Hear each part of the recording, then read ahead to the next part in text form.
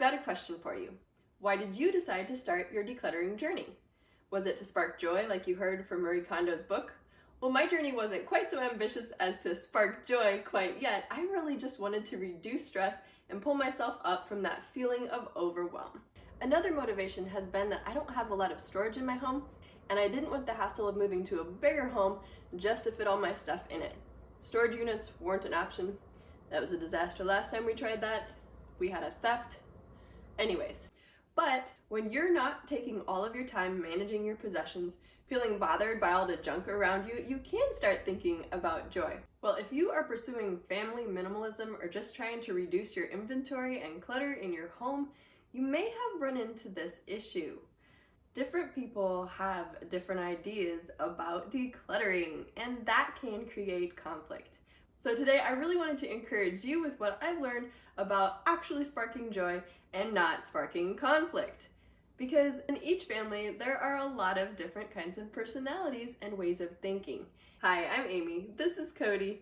He saw me talking to the camera and he thought he'd come over and keep me company. So if you're in a family setting and you're decluttering or pursuing minimalism, you might run into a few roadblocks. I've got a few examples to share with you from the other day when I was doing the kitchen declutter.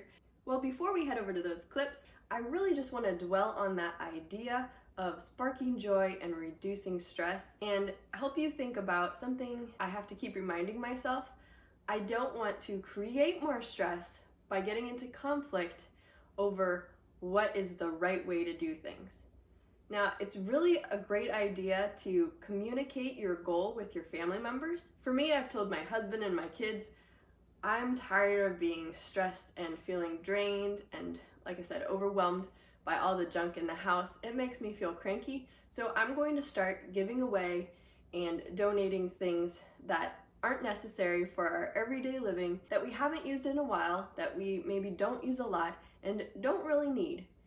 So letting people know what you're doing keeps them from wondering, what in the world? We've just spent, I don't know how many years collecting all these things, paying for them, and suddenly she's getting rid of them? Has she lost her mind? Well, if they don't really see the difference that the changes have made in your life yet, if you're just at the beginning of your journey especially, it can put some defenses up or maybe some fears of what is she going to try to get rid of while I'm not looking. So having those conversations with your family members can put them a little bit at ease and give them understanding. Now that doesn't mean they're automatically going to be on board with your plan. So what about you? Is this a struggle you've run into in your family? Write in the comments below. Your stories can really help somebody else feel like they're not alone in their struggles.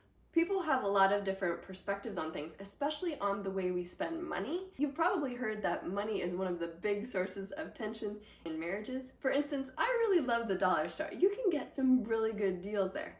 I'm okay spending a few dollars here and there. During the holidays, I do get a little bit excited and end up buying little things here and there for stocking stuffers or to send to friends or whatnot.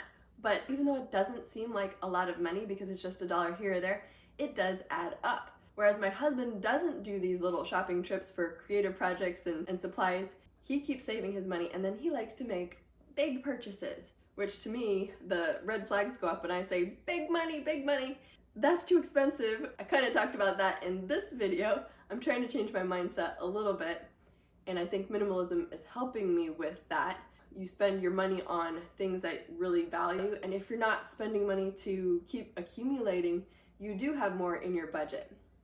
But back to the idea of thinking differently, my husband and I haven't always been on the same page, and that has been reflected in what comes into our home. So let's go to that clip and continue the conversation about living together with the common goal of more peace in your home. What do you do when you've caught the minimalism bug, but somebody in your family doesn't share your vision? Well, that's kind of happened in our home. Now, when I got married, my husband was the minimalist and I was definitely the maximalist. I've shared before this picture of my dining room. I just liked more and more and more, but now I'm really enjoying space in between items. And I loved having this sleek, open drink station. I'm really proud of that spot because it's a flat surface that doesn't accumulate stuff anymore since we gave it a function. And that's why I really liked having this French press Now, I do not drink coffee. I'm intolerant to it. And at the time we bought this, my husband wasn't really big into coffee, but somebody told us that French presses work great because they retain the flavorful oils of the coffee and you can really enjoy it a lot better. And he found that to be true. But for me, the awesome part about this is that I could just stick it away in the cabinet. Well, my husband decided with all this time working at home, he needed a really heavy-duty coffee maker. He really loves it. It has cold brew function, and my favorite part is that it has a built-in frother, so it really is cool. He really is happy with it, so I'm happy for him. But it does not make this look as sleek as I want it to. So here it is, the extra clutter.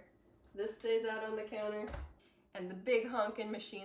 Another instance something similar to the coffee maker happened was that we lived for 8 years of our marriage without a TV.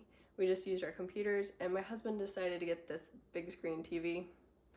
I was not keen on the idea because I don't want our family to be sucked into the TV and to make, I feel like the bigger the thing, the more you value it, but it has been nice to be cuddled up together on the couch watching a movie with my hubby, so it hasn't been all bad, but it took me a while to just let my husband be himself and get what he wanted to get, when my vision was blank space on the walls, nothing big, definitely not a TV. I've become the minimalist, and my husband's switching over to more of what I used to be like, but I think we'll balance each other out, and it'll be okay. But I do want to talk to you about the theme of letting other people in your family be themselves, not imposing your decluttering vision on them, but just decluttering whatever you're responsible for. So I'm going to declutter something that I actually really still like. If something doesn't fit in your life, even if it's good or it has value, it's time to let it go.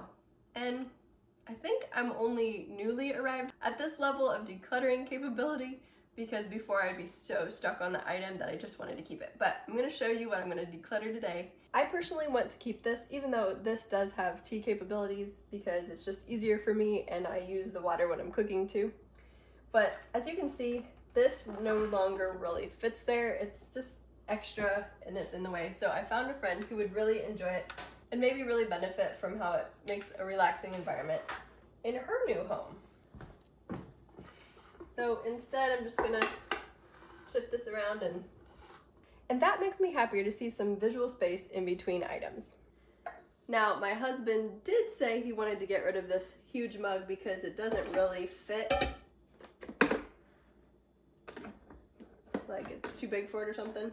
I bought him this. And this is where I have to be willing to let him let go of stuff. So that's another thing you might struggle with, is if your kids or your spouse wants to get rid of something that you're not ready to let go, is just being okay with their decision and encouraging that in your family. I guess my advice to you, if you're struggling with this, is that a lot of us have to grapple with this, and the best thing to do is to let the person be themselves, and if they see what's going on around your house and how nice it feels, maybe they'll follow suit. And I just want to wish you and your family blessings on your journey. Well, I hope some of the thoughts in this video really resonated with you and that they'll help you with your mindset on your journey towards a more peaceful and joyful home. Well, if you enjoyed this video, give it a thumbs up, click subscribe below if you haven't already, and make sure to hit that notification bell so that you'll know when the next video is up. That way it'll show up in your YouTube page as soon as you open it up. Well, I'd love it if you shared this video with some friends or in a group that you belong to, so that we can really encourage each other on towards a happier home, especially since we're at home so much more with the quarantine, and let's make it a great place to be, not just in the way it looks, but in the way it feels in relationships between our family members. All right, love you guys, and I hope you're doing well and enjoying the holiday times. My kids definitely had fun putting this up. If you want to watch more videos about mindset during the holidays, here's a playlist you might enjoy. And here's a playlist that can help you with your momentum and motivation for decluttering. Have a great one. It sounds like there's a whole earthquake going on, but it's just airplanes. Ugh. I'll be right back. You want up and now you want down? So picky.